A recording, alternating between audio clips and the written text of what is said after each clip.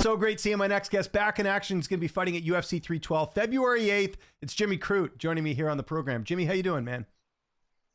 Yeah, I'm good, man. Day off today, so just resting up, getting ready for another big week. For sure. What does a typical weekend look like for you? I'm getting you on Saturday morning, right? So just getting the day started, I imagine? Yeah, just do some light recovery, do some stuff around the house and chill out. That's good. Well, thanks for having me part of your chill time. We haven't seen you in a while. I know you kind of took a bit of a step back from MMA in the summer, I think, of 2023. For those who don't know, what have you been up to since we last saw you fight? I know you kind of wanted a bit of a break. Yeah, it's sort of a bit of a blur now, but over the last sort of year and a bit, I just sort of had to discover myself a little bit, I would say. But recently, last 6 months, last 8 months, I've just been training. I've just been trying to improve and get better and being a student of the game again. So, nah, not much outside of training. Just take us through a little bit what you were doing in that time off. You said, obviously, like I know you mentioned the last 8 months you were training, but even before that, did you go away anywhere? Like you don't have to reveal too much, but just I'm sure people want to know what you've been up to. I bought a van. I traveled around a little bit. I went to some different gyms. I also just explored and traveled a little bit. I went to Thailand a couple of times. I reconnected with some old friends, some old people, and just spent a lot of time with myself as well. Yeah, Okay. I don't know specifics because it feels like a bit of a blur, but For I sure. feel good. Well, you had me at the van thing. Did you get a Sprinter van? Did you live in that thing, or was it just you traveled with it? No, I bought one. It's a high ace, but it's been all modified. It's quite a good thing. It's nice and simple, like I like it. But yeah, it's just a van. No, it's awesome. I want one. We have a trailer here at home, and we take it camping and stuff. So I've always wanted a van, and I can just Oh, how good imagine. is it? It's it's new. It's got like solar, and it's one of the lighter weight ones because we just have it's funny, you're an Aussie. We have a Subaru, so it can't haul that much. So I had to get a trailer that was a little bit lighter that we could take around, but it's like brand new and it's amazing. I love it. So it's such a fun thing to do, eh? Yeah. Oh, big It's time.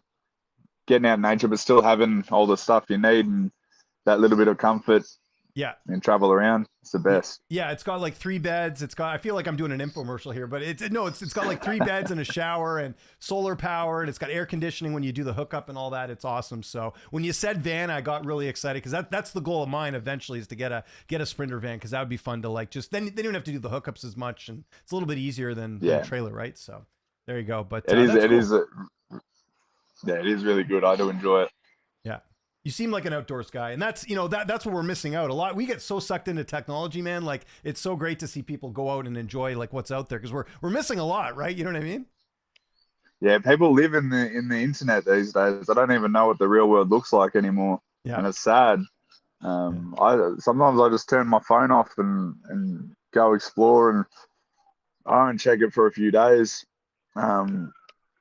And I like that. I sort of think that today, especially in today's day and age, everyone's just so caught up online and they don't even realize that there's a real world out there. How different do you feel now than maybe at the end of your last fight? Because it seemed like you wanted the break, you wanted to just, like you said, discover yourself and all these different things. How much different do you feel now going into this fight than maybe your past few fights? I feel so relaxed going into this fight. There's no anxiety. There is pressure, but it's like a healthy pressure. I just feel really good and really comfortable with where I am, man. I'm excited.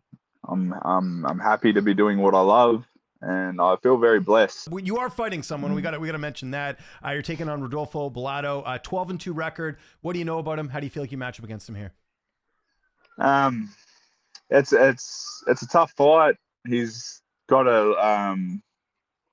good and he's well rounded everywhere, and he's a tough boy, very tough. But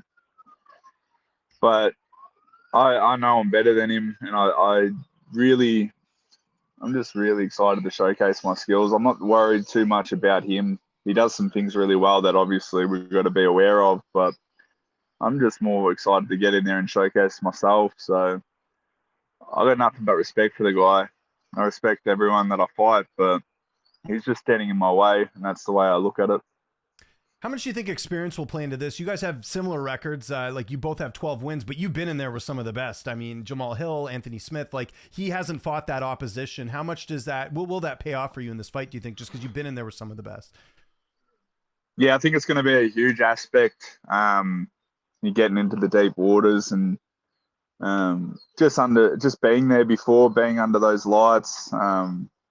Obviously, I'm very confident in myself, but also like just being out there, and I don't think he truly realizes what he's in for, what he's up against this time. You know. Take me through camp a bit. Who have you had a chance to work with? Any cross training, or has it mainly been at home base? Who's helping you get ready for this fight? I've been training back at home in Bendigo and Melbourne with Sam Greco and Stewie Molden, my original coaches. Nice. Feels really good. Feels really good to be back training with the people that started with me. And I've just been going back and forth between Bendigo and Melbourne, which is about an hour and a half every day, doing my jiu-jitsu in Bendigo, and then the rest of the training in Melbourne. So it's a little bit of travel for me, but I sort of like it. It's how I come up. You know, nothing was ever in the one spot. So, but yeah, it's been a great camp. I've just sort of keep pushing the limits and elevating my ceiling every day. Every day I'm like, oh, there's a little bit more to me. So it's a good feeling. It's a good confidence building going into this fight. How about the weight? You mentioned that obviously you've been training the last like 8 months. Is everything good on that end? What's it like having to cut weight again? Because it's been a while for you to do that, right? In a sick way, I sort of missed it, eh? Really? Okay. There you go. Nah, the weight's good. I checked my weight this morning. We're all on track. It's gonna be a better cut than I've done in the past. I stayed fit. I might have had time off, but I stayed fit, and something going forward in my career, I will never blow out in between fights again, because that is such a bad thing to do. Yeah. And it's it's a thing you can control, right? It's like, just a matter of just lifestyle and what you're eating and all that stuff, and being in shape. So yeah, it's definitely something you can kind of control that way. Imagine Sam Greco's going to be in your corner. Who's going to be in the cage with you for the fight? Yeah, Sam and Stewie, my original jiu-jitsu coach. Nice. Okay. Yeah, it's a good combo. They're great coaches. How's this fight playing out on February 8th? How do you see it going down? I'm not one for predictions, man. Anything can happen in there, but all I know is I'm coming prepared and ready, and I'm prepared to go through whatever I need to go through to get the job done. I'm going to go through. Have you been watching MMA like while you've been away, or have you kind of separated yourself from all that? Like, are you kind of keeping up with what's going on? I was keeping up with it, but then the closer I get to my fight, the less I give a shit about all the rest of it. So okay, I just focus on my own fight. Like I might watch the cards coming up, but realistically, I just want to focus on my own fight. Did you hear what happened? I mean, time of recording this, we got UFC 311 tomorrow. Did you hear what happened in the main event? I did see that Armin was out. Yeah. So Moicano's stepping up to fight him, which is kind of interesting. How good? Show me the money, bro. Yeah. Hey, good for him, though. I think this was a guy that had lost, back-to-back fights a couple of years ago, and now he's gone on some crazy run, and now he's getting a title shot. Like, it's pretty incredible, like, timing and just, I think fans get too fixated on wins and losses. Like, a lot of fighters can change their career around, and he's certainly done that in this situation. That's what I love about this sport, man. Just a loss doesn't define you in this sport. Like other sports, like boxing, you can lose it all and get it back if you're prepared to do the work in MMA. Are you going to be watching the card at all? Because obviously, a guy you fought, Jamal Hill, will be fighting Yuri on that card. Maybe. I don't know. I don't know if I feel like watching it. I'll definitely watch that fight, whether I watch it now or after my fight. But I'm just, as I said, man, I don't have the capacity to sort of care about other fights at the moment. Okay. Do you have any thoughts though on like you mentioned, you're kind of taking a step back from kind of following the sport. Have you been keeping up with your division though? Like obviously, since you left, we got Alex Pereira as the champion. Like the division's looking a lot different than when you were competing in it. Yeah, don't get me wrong. I still keep up to date. I still watch the light heavyweights. Especially, like, I'll watch just the light heavyweight fight if there's a light heavyweight on the card. I like to know who's who in the zoo sort of thing. But yeah, like it Okay. doesn't. I wouldn't say that I'm like profiting to watch a fight. Yeah. Well, it's a lot to keep up with. They do events every weekend, right? So it's like, even for me, I cover the sport and it's like, we got next weekend off. It's kind of nice to have a little break in between, right? Because it's, it can be a bit of a burnout for everyone, when it comes to that much, Yeah, man. that many cards They going like on. to keep it busy, don't they? Yeah, they certainly do. Just last thing on your division, I wanted to ask you. It looks like Pereira is going to fight Magomed and Ankalaev next. What do you make of that fight? Because obviously Ankalaev, Pereira's last couple of opponents have mainly been strikers like Yuri and Jamal Hill. Ankalaev's got a bit of that extra stuff with the wrestling, and he's obviously he's a striker as well. What do you think of that potential fight? Because that could be really exciting for the division. I like the fight, man. I was a bit dirty that they were doing Ankalaev like that. But it's going to be really interesting. I'm not going to pick a winner. I don't know. I don't know what's going to happen, but it's going to be very interesting to see how they deal with each other. And that's one that I will definitely be watching. Yeah, we'll see when they actually book that. It seems like that is going to happen next. Okay, we've talked all about fighting. Actually, we talked a little bit about camping as well too. But what's downtime like for you these days? Like you mentioned, like getting off the phone and doing other stuff. Are you going for hikes? Are you like, what are you doing when you're not training and kind of trying to separate yourself from everything else you got going on? Yeah, a little bit of all that. Like I love getting out in nature.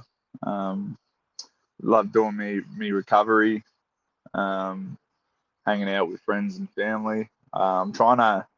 It was a really big thing for me to enjoy life and um, not just have one thing that I do, training Mhm. and fighting.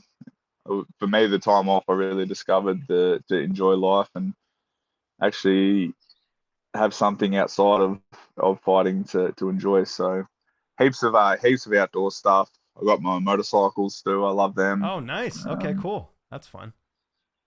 yeah, it's good. It's good little fun. Yeah, but just all sorts of different stuff like that.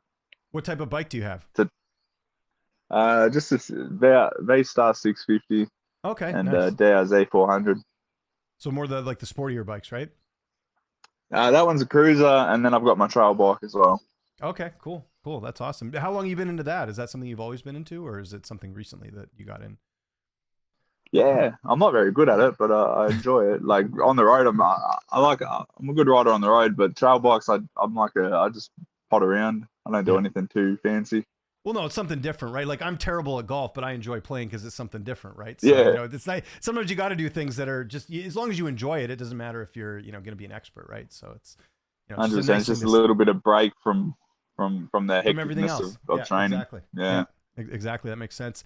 And then just sort of, kind of my last question here. You were talking about recovery. What do you do for that? A lot of people do like the cold baths or the sauna or, any of that. Like, take me through your recovery routine. I'm always curious to hear because fighters obviously have different ways of recovering.